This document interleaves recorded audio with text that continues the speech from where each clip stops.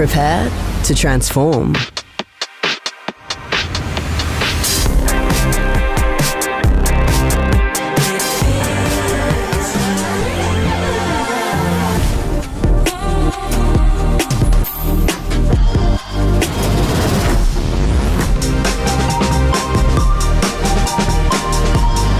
Whatever life you choose, prepare to be moved in the all-new Nissan Qashqai.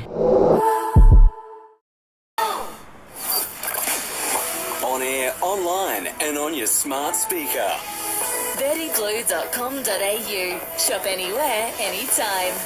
SAFM News Briefing.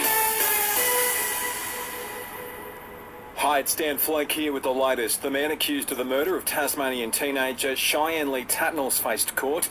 36-year-old Christopher Mark Jordan did not apply for bail or enter a plea today. His case will be heard again next month. Remains found during an extensive search of the state's northeast this week are believed to be that of the missing 14-year-old who was last seen nearly 3 months ago.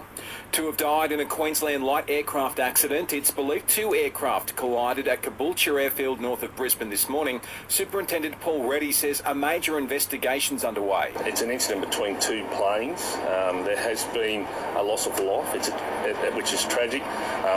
Investigators are on scene along with our counterparts from Queensland Ambulance and Fire and Rescue. It's believed the pair who died were in their 60s. The pilot of one of the aircraft has escaped injury. The PM's confirmed plans to reintroduce that $10 billion social housing plan to the lower house next week.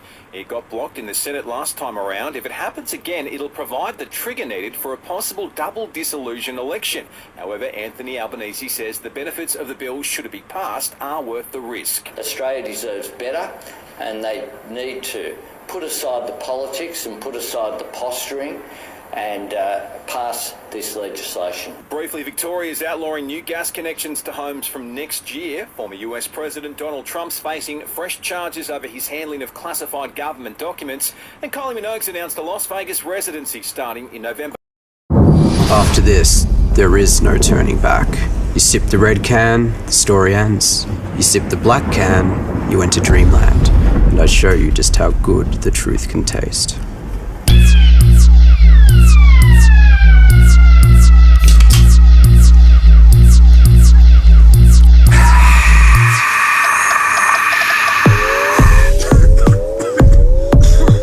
Take the Pepsi Max Taste Challenge.